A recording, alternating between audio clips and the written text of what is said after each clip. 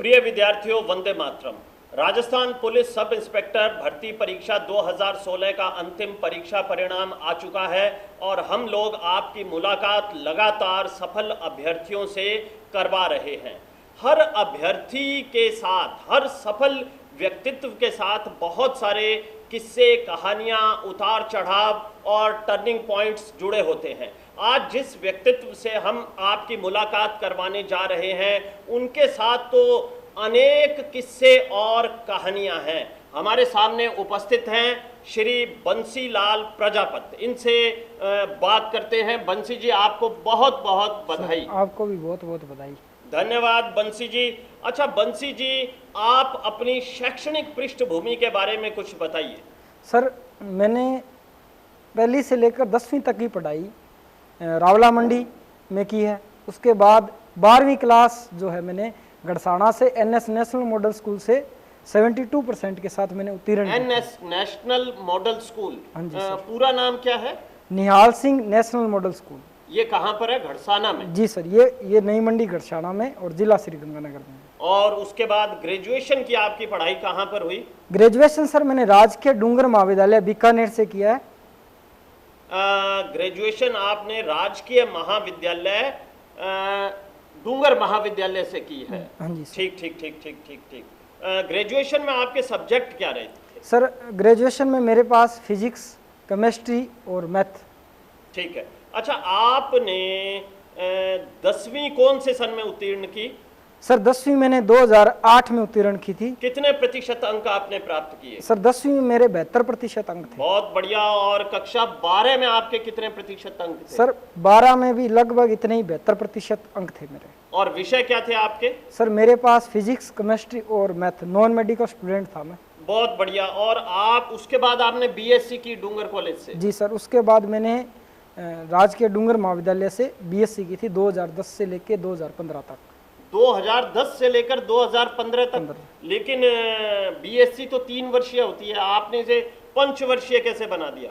जी sir, इसमें भी ये था कि मैंने बीएससी फर्स्ट ईयर के जो एग्ज़ाम दिए थे तो उस परिवेश में मैं डल नहीं पाया, जिसके कारण फर्स्ट ईयर में मैं फेल हो चुका था। BSc first year. अच्छा, बीएससी फर्स्ट ईयर में आप फेल हो गए? फेल हो गए थे। ठीक है। उसके बाद सर बीएससी फाइनल का एग्ज़ाम मैंने 2013 में दिए थे, पर जो मेरा सबसे स्ट्रॉन्ग सब्जेक्ट था फिजिक्स 12वीं में, उसी में मेरी बैक आ गई और वो बैक क्लियर करते करते सर 2015 हो गया। बैक क्लियर करते करते 2015 हो गया। कहीं ऐसा तो नहीं है कि छात्र जीवन में अनेक बच्चे जो हैं वो भटकाव की स्थिति में आ जाते हैं और आप भी कहीं भटक गए हों और इसी वजह से फिजिक्स में आपकी बैक आई हो? जी सर, मैं प्रखर मन से ये स्वीकार करता हूँ कि मैं जो मेरा 2010 से 15 तक का जो काल था उसमें भटकाव था। उसके कारण ही कहीं ना कहीं परसेंटेज भी 44% से मैंने बीएससी की थी। अच्छा, बीएससी में आपने मात्र 44% अंक प्राप्त किए? जी सर। ठीक है। तो बीएससी करने के पश्चात आप में फिर बदलाव आया? जी सर। एक टर्निंग पॉइंट आया आपके जीवन में, तो ये टर्निंग पॉइंट किस तरह से आ गया? सर, बीएससी फाइनल के एग्जाम देने के बाद 2014 में मैं खजवाड़ा एक प्राइवेट स्कूल में पढ़ाने लग गया बच्चों को। है। उस समय कुछ पड़ोसी और कुछ लोग जिन्होंने पापा को ये कहा भी आपने अपने लड़के पे पैसे बर्बाद किए, ये कामयाब नहीं होने वाला। और कहीं ना कहीं वो भी मुझे ये कहने लगे कि भाई जो मेरी गाड़ी कमाई थी वो मैंने तेरे ऊपर बर्बाद कर दी और अपने पूरे परिवार में मैंने तेरे को सबसे ज़्यादा पढ़ाया। यानी तो आपके पिताजी आपसे पूरी तरह से खफा थे? और वो बात सर मेरे को बहुत चुभ गई। और हमारे साथ एक एलडीसी लगे थे कपिल जी उसी समय, उन्होंने कहा भी आप आश्रम में चले जाओ और वहाँ पे बहुत अच्छी स्टडी होती है। तो 1 साल पढ़ाने के बाद सर मेरे पास जमा पूंजी 60,000 रुपये मैंने इकट्ठा किए थे।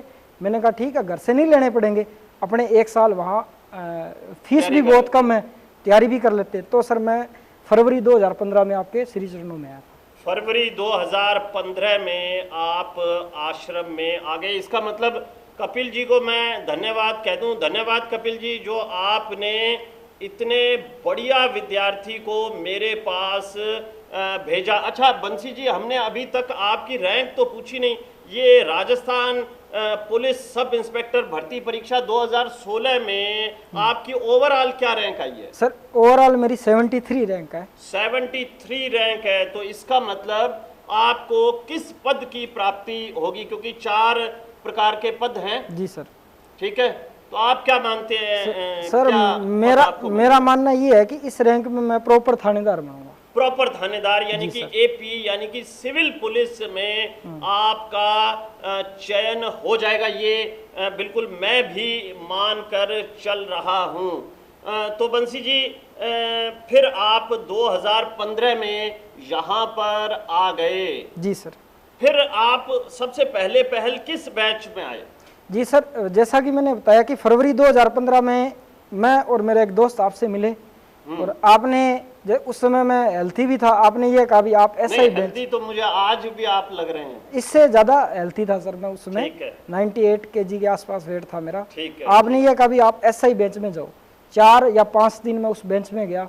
फिर उसी समय ये था कि पटवारी भर्ती जल्दी आ रही है।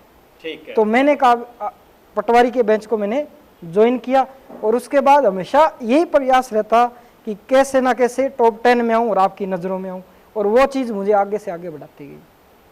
बिल्कुल बिल्कुल बिल्कुल। लेकिन बंसी जी एक बात, क्योंकि कुछ ही समय बाद मेरा आपसे बहुत ज़्यादा जुड़ाव हो गया था और मेरे को ये भी ध्यान आ रहा है कि इस दरमियान आपने वन रक्षक की परीक्षा भी उत्तीर्ण की थी, ऐसा था? रिटन एग्जाम उत्तीर्ण किया जी था? सर, मैंने उसी साल वर्ष 2015 में जो वनपाल के एग्जाम हाँ, वनपाल के, सॉरी वन रक्षक नहीं, वनपाल का जो एग्जाम था वो आपने क्लियर किया था? जी सर, मैंने उसको क्लियर किया था। इंटरव्यू की तैयारी भी की आपसे, पर उसमें मेरा अंतिम चयन नहीं हो पाया। बिल्कुल, मेरे को ध्यान है कि आपका अंतिम चयन नहीं हुआ, तो फिर तो आपको बहुत सेटबैक लगा होगा कि लो मेरा तो अंतिम चयन हो ही नहीं पाया। ऐसा था क्या कि कुछ धक्का सा लगा आपको? जी सर, उस समय थोड़ी निराशा भी हुई, क्योंकि घर वालों के फ़ोन भी आए कि देख अब तेरा नहीं हुआ। फिर हमारे साथ मेरे रूममेट थे, मैं मेरी लाइफ में जिसे सबसे ज़्यादा मानता हूँ और जो मानता हूँ भी मेरे बड़े भाई की तरह, उन्होंने यहाँ रहकर मेरा सहयोग किया, महेंद्र जी कड़वासरा। उन्होंने सादुल शहर से, सादुल शहर से उन्होंने सर, जो कि आश्रम में शिक्षा मनोविज्ञान की सेवाएं भी प्रदान करते हैं। उन्होंने सर मेरे को बहुत ज़्यादा मोटिवेट किया इसी दौरान। एक हमारा रूम पार्टनर था हेमंत, ये 2 आदमी मेरे लाइफ में सबसे इम्पोर्टेंट मानता हूँ सर, मेरी स्टडी और मेरी कामयाबी में।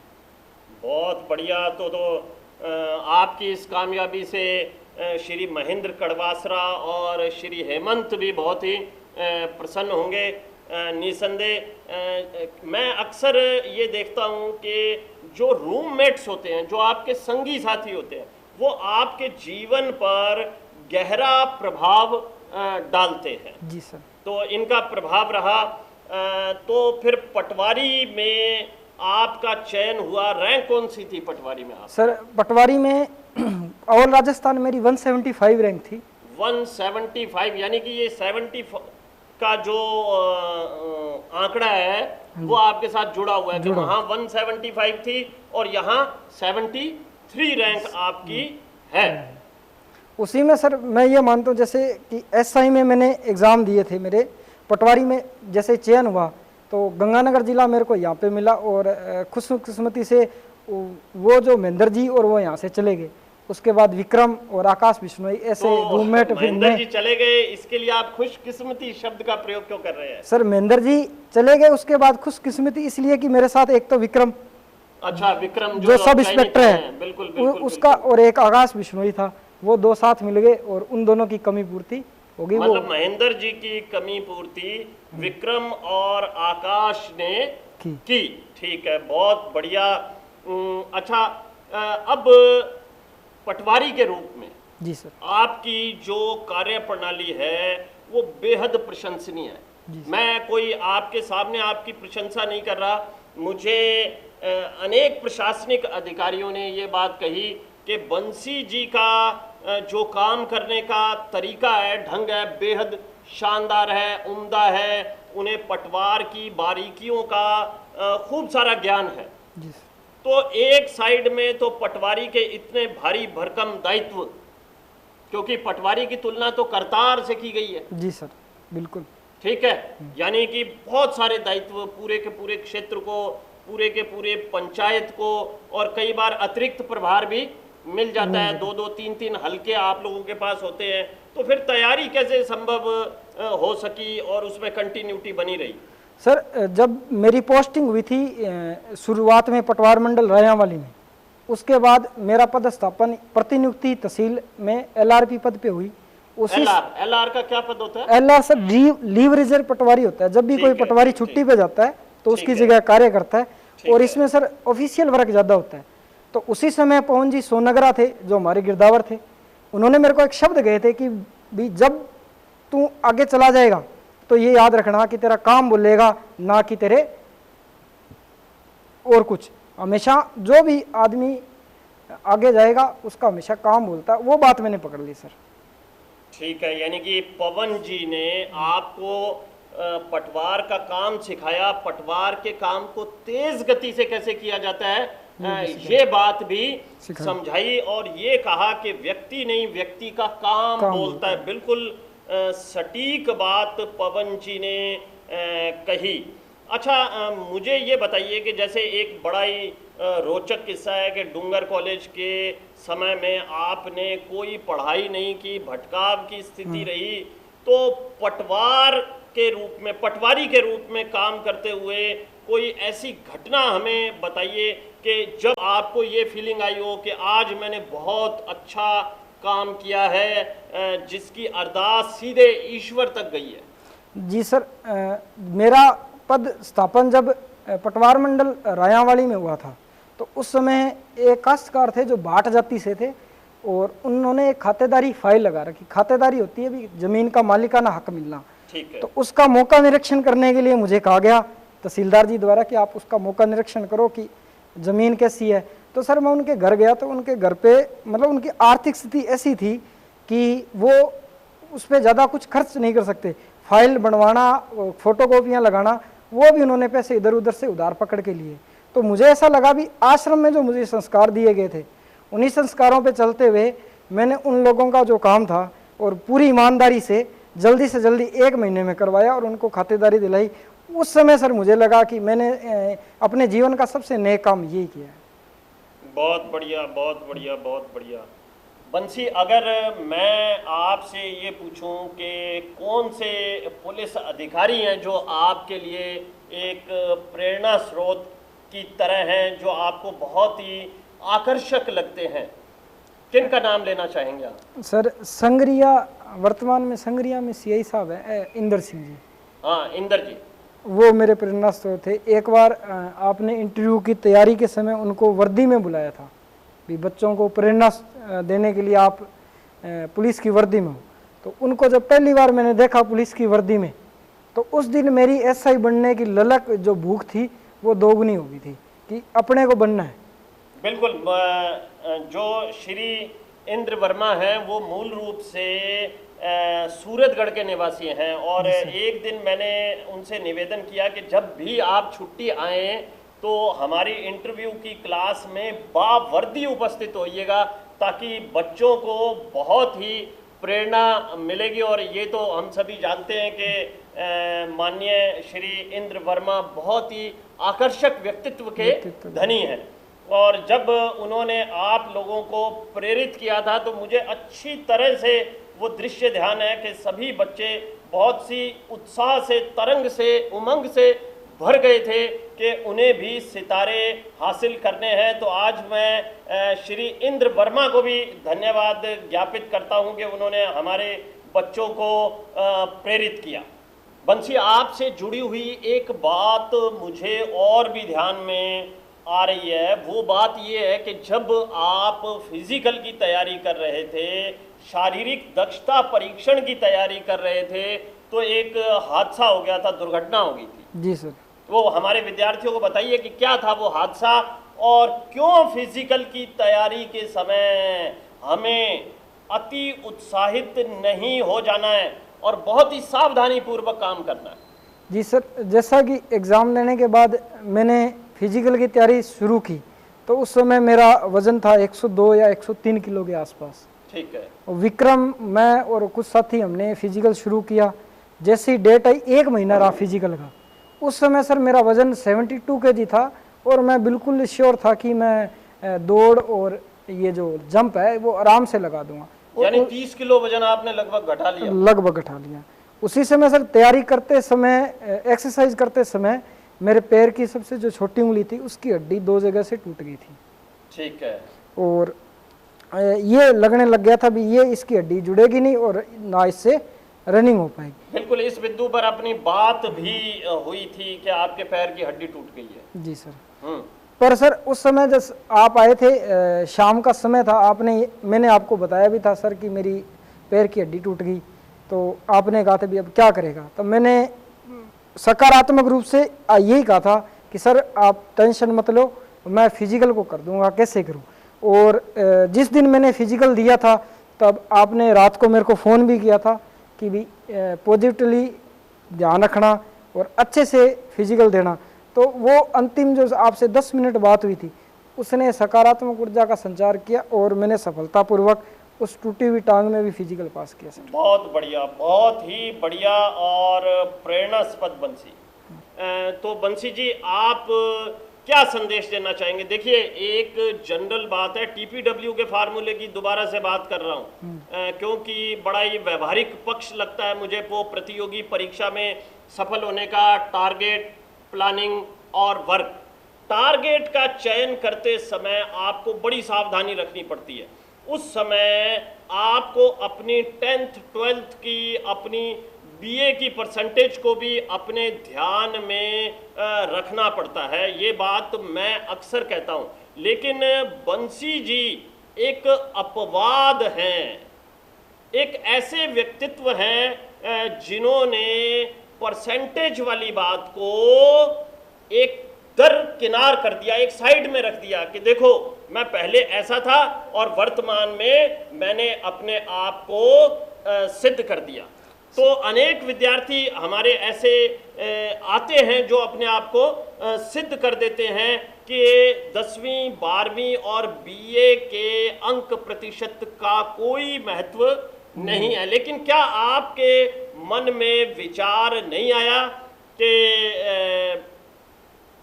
मेरी तो बीए में परसेंटेज, बीएससी में परसेंटेज बेहद कम है, तो पता नहीं मेरा होगा या नहीं होगा सर। क्योंकि सब इंस्पेक्टर अपने आप में एक तुलनात्मक रूप से बड़ा और चुनौतीपूर्ण एग्जाम है पटवारी की बनस्पत, ये मेरा मानना है। सर मेरी काबिलियत का पहली बार मेरे को एहसास जब हुआ जब मैं मार्च के अंदर 2015 में आश्रम के एग्ज़ाम दे रहा था। उस समय मेरी रैंक आती थी 50 से नीचे, तो मेरे को लगा भी मेरी कमी कहाँ है। तब साथियों ने यह बताया भी तेरी हिंदी कमज़ोर है, क्योंकि तू साइंस बैकग्राउंड का है तो तेरे को हिंदी नहीं आती। तो उस समय महेंद्र जी ने मेरे को एक राघव प्रकाश बुक ला के दी। हाँ, डॉक्टर राघव प्रकाश साहब की बुक निसंदेह उसका प्रयोग हमने किया और डॉक्टर राघव प्रकाश साहब की वो पुस्तक मुझे भी बहुत शानदार लगती है। तो महेंद्र जी ने कहा भी ये सारा पेपर है ना, जो राजस्थान में जो सारा मटेरियल आता है वो इस बुक में से आता है, अगर तू इसको याद कर ले तो ये मान ले तू पटवारी लग गया। तो सर मैंने एक बड़ा सा रजिस्टर लिया और उस बुक को 8 बार लिखा आपके फॉर्मूले में, और वो सारी की सारी बुक विद शब्द एक एक पेज पे क्या लिखा वो सारा का सारा चट कर गया। बहुत ही बढ़िया। तब उस समय मेरे को पूरी किताब कंठस्थ थी आपको। किताब कंठस्थ थी। उस समय मेरे को ये लगा कि भाई साइंस बैकग्राउंड का होते हुए मैं हिंदी को इतनी अच्छी तरह तैयार कर सकता हूँ, तो परसेंटेज कुछ नहीं होता। बात है व्यक्ति की सिटिंग पावर कितनी है, वो कितने तन्मयता से पढ़ रहा है, अपने लक्ष्य के प्रति कितना दृढ़ संकल्पित है, और उसकी चाह क्या है, उसको कामयाब होना है या नहीं होना।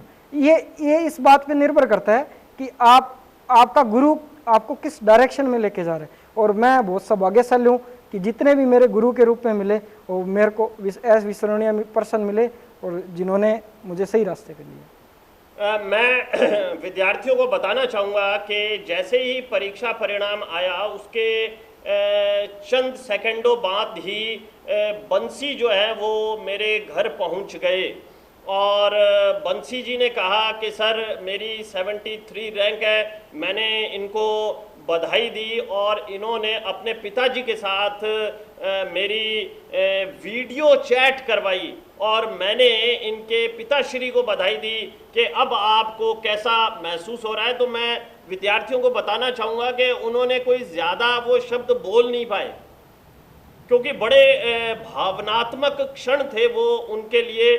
उनका गला भरा आया और उन्होंने कहा कि सर आपका बहुत बहुत धन्यवाद और मैं ईश्वर का शुक्रिया अदा करता हूं जो उन्होंने मेरे पुत्र को इस पद पर पहुंचाया है। तो बंसी जी अपने आप में एक बहुत बड़े उदाहरण हैं, टर्निंग पॉइंट के उदाहरण हैं और इनकी जो संघर्ष गाथा है वो प्रत्येक व्यक्ति के लिए प्रेरणास्पद है।